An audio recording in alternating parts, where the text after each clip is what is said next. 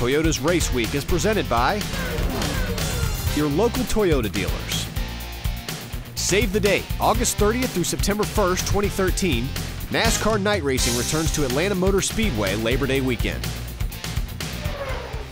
And welcome to this week's edition of Toyota's Race Week, powered by the Sporting News. I'm your host, Zach Klein. And for the next 30 minutes, I'll be at the wheel guiding you through the twists and turns of the racing world. Race fans have built a reputation as the most loyal fans of any sport over the years.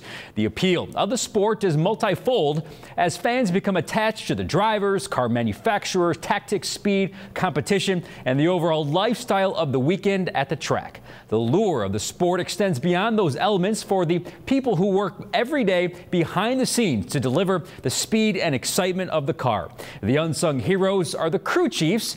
Race Week correspondent George Reba, and we take a closer look now at what drives them through the grind of a long season in this week's cover story.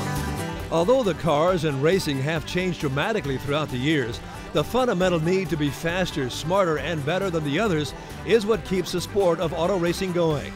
There are plenty of people in racing organizations that help with this purpose, but the ones who really define how the car fits the driver to make the best combination of handling and speed are the crew chiefs. Crew chiefs must organize all the disparate elements of the car and combine them in such a way as to bring the best out of the man driving and the machine that is driven at the same time. That is where they define themselves and the purpose of what keeps them going year to year in a business that is like no other. Sometimes it's one element of the car that can be a particular obsession. The challenge of making the car handle is kind of my number one, interest. That's what I'm interested in. How do I make the car handle? You got kind of a small box to work in with the rules the way they have them for, they're designed for parity between all the teams. But the smaller that box is, the more creative you've got to be. So my interest is the creative side of how do I make the car go around the corner. And that's what I'm interested. That's what I've always been interested in since I've been racing. For others, it's what defines their purpose. I think it's just the competition. I like to compete. I love to compete. I think it's like any other coach or manager or whomever you want to try to pick. What you want to do is go out there and beat the next guy and say that your guys are better than everybody else's guys. And that's a lot of fun. Others cannot channel the passion they have their whole life into anything else and find meaning. Ever since I was a kid, this is what I've wanted to do. I wanted to perform at the highest level. I want to be a winner in this series. I want to be a champion in this series. I want to contribute a championship to Hendrick Motorsports. I mean, so personally, it's my life's passion. Another facet of the job that draws the crew chief back is the feeling that they will never truly be able to pin down the knowledge to keep a car running fast. Concepts, elements, and materials change so much that they have to keep on top of them just to be able to do what is necessary to compete. Some think they will never truly be able to rest on a particular set of ideas. I don't think I've mastered any of it. I think it changes so quick. You're never going to be able to say, hey, we can do what we did last year and you're going to be able to have the same results. Every day I'm reminded about something else I haven't quite figured out. The beauty is when you go to Charlotte, you don't know how fast you're supposed to go until everybody goes that fast. Then you want to go faster. Then you want to go faster. Then you want to go faster. And that's the beauty of this sport is you have no idea how you're going to win the Daytona 500, but you're going to prepare all you can to give yourself the best opportunity to do it. NASCAR fans are famous for their love and support of their favorite drivers, and drivers perform heroic deeds on the track, risking their lives to bring glory to their fans through their accomplishments in the sport. But that is just racing, right, folks? The real heroes are our military veterans who earned that title of hero for all they sacrificed to defend our great country. Valero and Toyota's Race Week take time to honor a special veteran whose honor and sacrifice has made them a true hero. Sergeant Ben Dillinger's story of service and sacrifice to our country are all part of the elements that combine to not only make him a hero, but to have him honored as a Valero's true hero. The Military War Support Foundation, they get banks to sponsor the donations of the house, and Bank of America actually was the donor for this particular home, and they have a NASCAR race. The race is the Bank of America 500. All of the NASCAR organization, they've all been huge military supporters. They asked me if I could drop the green flag to initiate the race, and I was kind of blown away. I was like, are you serious? Like, that's super cool. Myself and my family are like really excited for it. Waving the green flag tonight? Yeah. Yeah. Pretty cool. Make sure you hold on to your hat. All right, man. Take care. Nice to meet you. Thanks for your service. Thanks for your time. It was really neat. It was more than what I expected. A lot of the drivers were really nice and really excited to meet me. Thanks. Appreciate it. Enjoy the night. Yeah, good luck. What are we doing? On behalf of Charlotte Motor Speedway, Bank of America, and the Military Warrior Support Foundation, it is our honor to recognize retired United States Army Staff Sergeant Ben Dellinger as the honorary green flag starter of the Bank of America 500. Ben was awarded the Purple Heart Award and Meritorious Service Medal after completing 3 tours of duty in Iraq, during which he displayed honor, courage, and sacrifice. Let's hear it one more time for Staff Sergeant Ben Dellinger. So, are you excited? Yes. Yes. I'm excited. I hope you don't fall out of the box.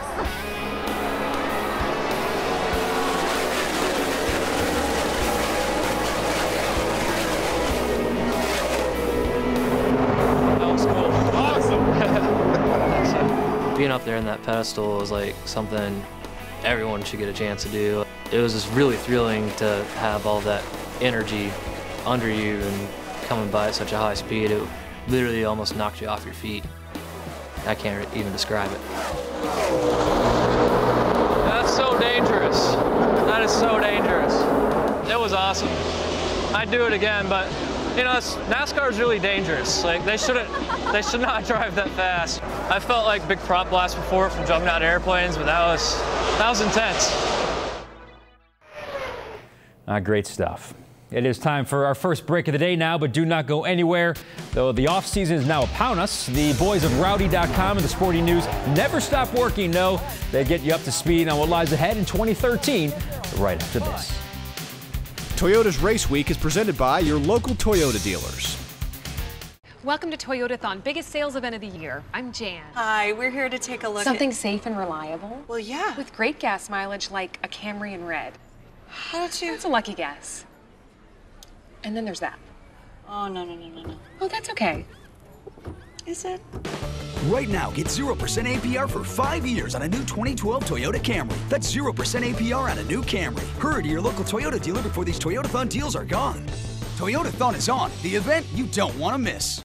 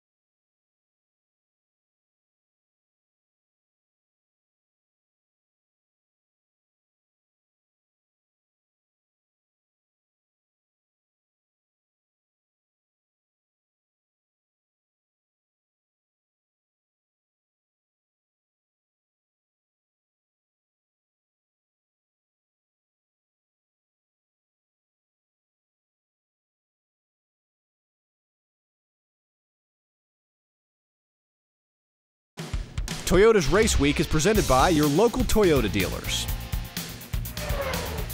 And welcome back into Toyota's Race Week, powered by the Sporting News. You know, so much goes on in NASCAR every week that it is hard to keep up with what the most important happenings are in the sport. That is where the rowdy boys at Sporting News come in. They boil all the hubbub down into 3 big issues in a segment that has become a weekly must-see here on Toyota's Race Week. Here they are now with this week's Big 3.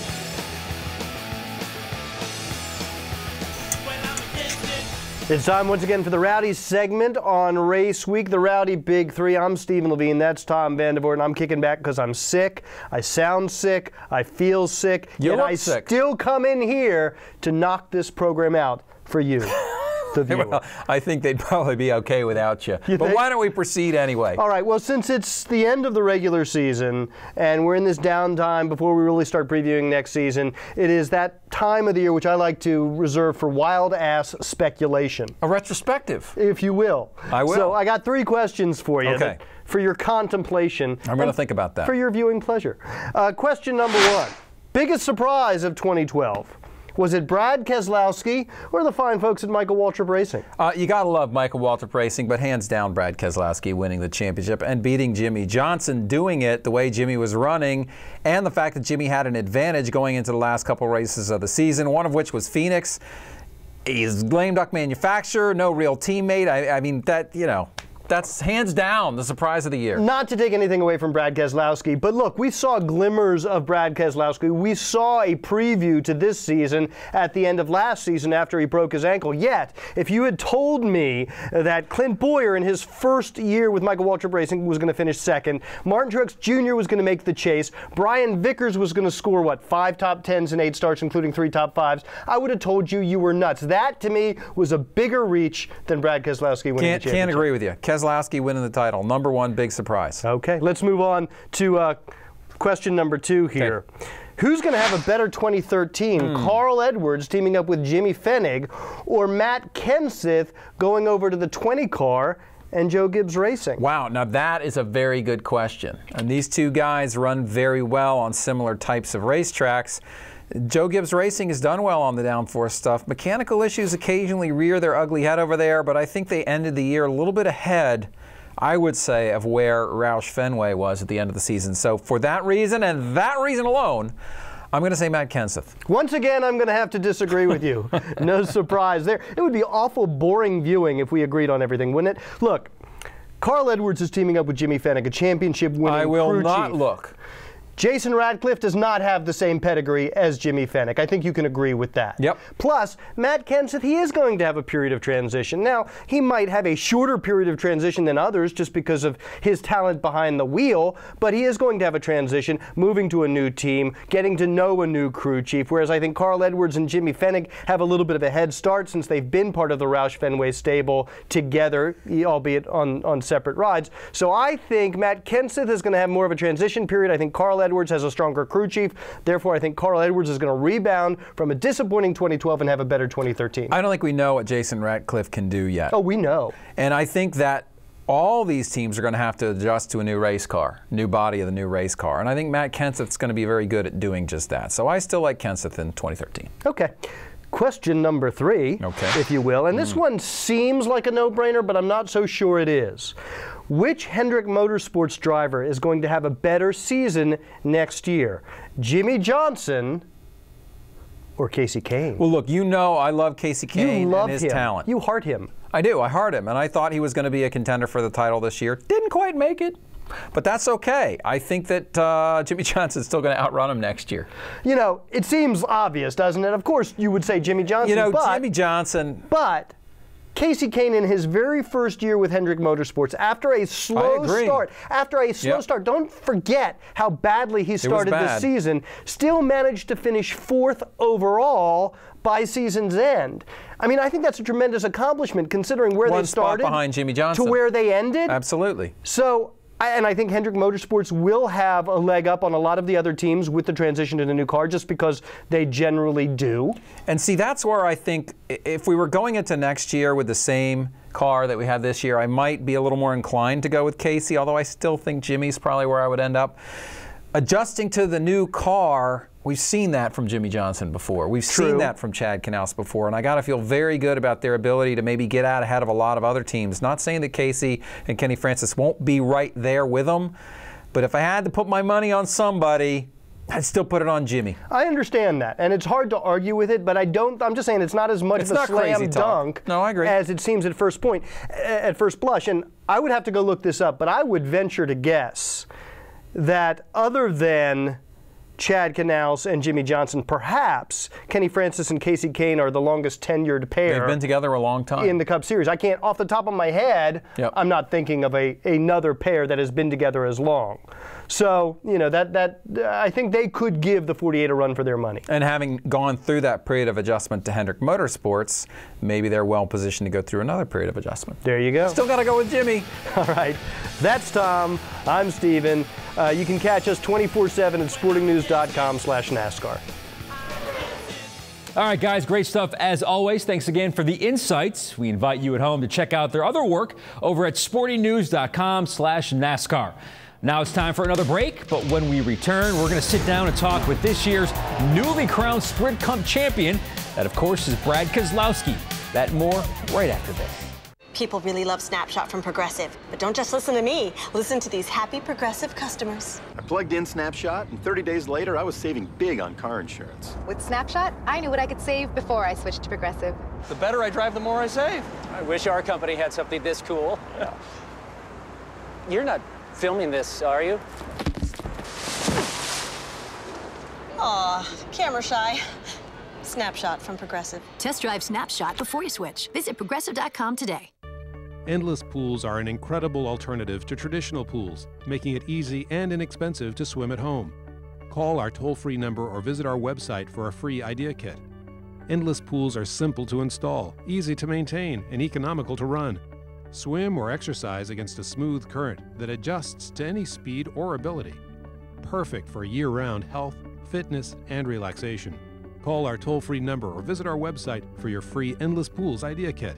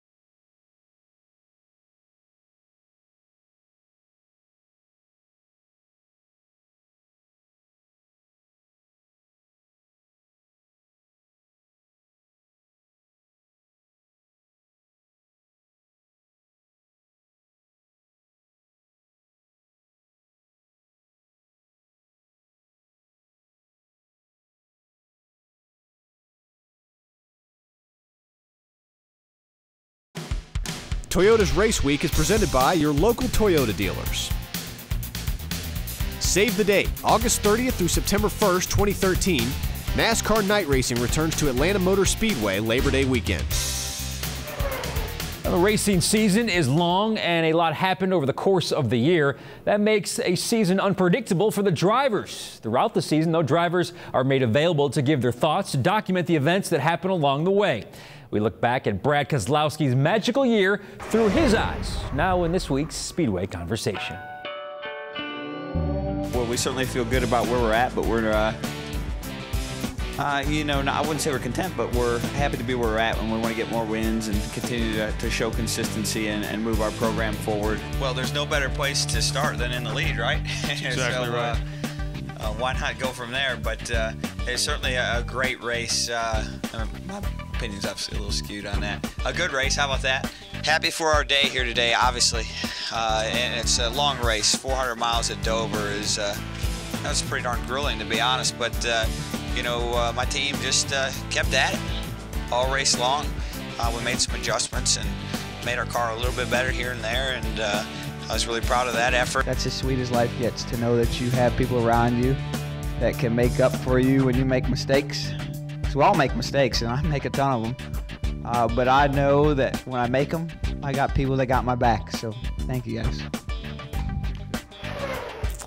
And time for our final break of the day, but when we return, we'll take a look back at the achievements of one of the most decorated and beloved teams in NASCAR. You don't want to miss it. Welcome to Toyotathon, biggest sales event of the year. I'm Jan. Hi, we're here to take a look Something at... safe and reliable. Well, yeah. With great gas mileage like a Camry in red. How did you... That's a lucky guess. And then there's that. Oh, no. Oh, that's okay. Is it? Right now, lease a new 2012 Toyota Camry for just $189 a month for 39 months. That's $189 a month on a new Camry. Hurry to your local Toyota dealer before these Toyotathon deals are gone. Toyotathon is on, the event you don't want to miss. Attention, if you have a hip replacement, listen carefully. If you have a DePuy or any other brand of metal-on-metal hip replacement and it's been removed or it's causing you problems, call the Goldwater Law Firm right now. I'm attorney Bob Goldwater. Certain hip implants can fail, causing you severe pain. Sometimes the hip implants need to be replaced entirely. Call us right now. You may be entitled to compensation. If you or a loved one is the victim of a defective hip implant, you may be entitled to financial compensation for your replacement, your pain and suffering, and your medical expenses. Call us right now for a free legal consultation. We won't charge you anything unless we win your case. If you or a loved one has had a DePuy hip replacement or any other brand of metal-on-metal hip replacement, call the Goldwater Law Firm right now. Call 800-682-1441. That's 800-682-1441.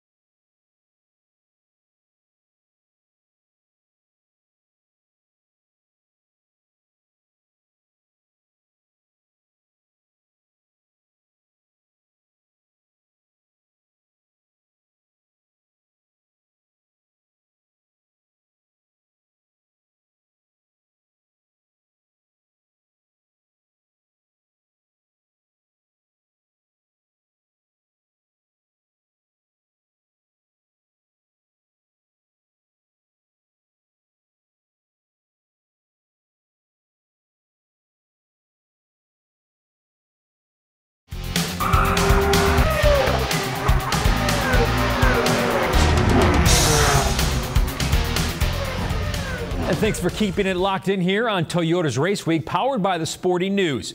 The Wood brothers are famous for a number of things in which they have brought to NASCAR racing. Innovation in the pits, David Pearson, winning with dignity, and most of all, their good nature and refreshing integrity in a sport that is ultra competitive and cutthroat. Race Week correspondent George Reba takes a look back at how the Wood brothers started out in this week's Rewind. At age 25, it was Glenn Wood that would first catch the racing bug. Behind the wheel, he would quickly find success. For Leonard, racing had a different attraction. I wasn't but about 14 at the time they thought about it. I was about 15 when it started, and engines always fascinated me, or anything mechanical, so I ended up being his mechanic. In their 15 years together as driver and crew chief, the Woods would become a force in the racing world. Glenn and I had the greatest times together racing when he drove. There's nothing like seeing your brother win. While the Woods often fielded multiple teams, the early 60s brought about a change in the driver's seat. Ted Clifton was the first to climb into the Wood brothers' machine. I don't know whether I was uncomfortable with it or what, but I just let him drive it. Maybe to prove that he wasn't any better than I was. I'm not sure. Glenn Wood would continue driving until 1965. Well, I hung on because I guess I'd sort of got it into my blood then, and as long as we could make money at it, it was something to do. You could still make a living at it, but you had to win something to do it. And when they did, no matter who took the wheel, the Wood brothers had an uncanny way of finding victory lane. Cale Yarborough was the winner of the race in car number 21. You often think about what it has become from, in this past 50 years, from the little car we towed down to near Martinsville, Mars Speedway. You often think about that. While there is no doubting the Wood brothers' place in victory lane, it was on pit road that they made their biggest impact on the sport. The pit stop, getting close to the half-minute mark, and away he goes. Daddy and Leonard and their brothers Delano and Clay and Ray Lee, they were known in the early 60s to try to make up time in the pits, which time in the pits was more time on the racetrack. The Wood brothers pit crew is second to none in servicing the car. 20 gallons of fuel and 2 tires on the right side and tails rolling in 20 seconds. For years, the Wood brothers have been practicing and perfecting a way to get their cars out of the pits the fastest.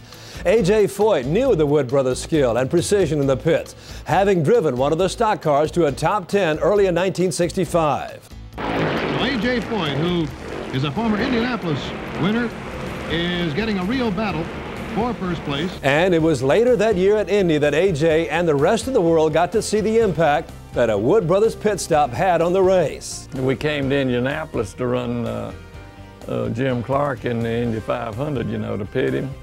And so we roll in, you know, and he sees us, so he rolls out the red carpet, brings us into his shop, you know, and tells us, you know, just showing us everything about his car, how it's fixed and all that. And he says, by the way, he says, what are you doing up here?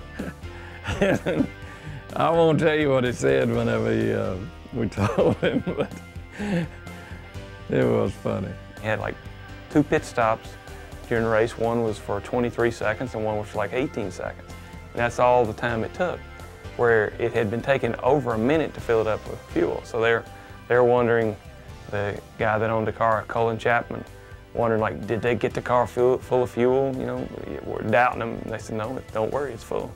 The Wood brothers, along with driver Jim Clark, would get the win, as well as the respect of racing teams all over the country. And with that, the checkered flag on today's program. I would like to thank you for joining us here on Toyota's Race Week, powered by the Sporty News, as we bring you coverage from your perspective, the fans. For the entire Over the Wall crew, I'm Zach Klein. Thanks for joining us, and have a great week, everybody.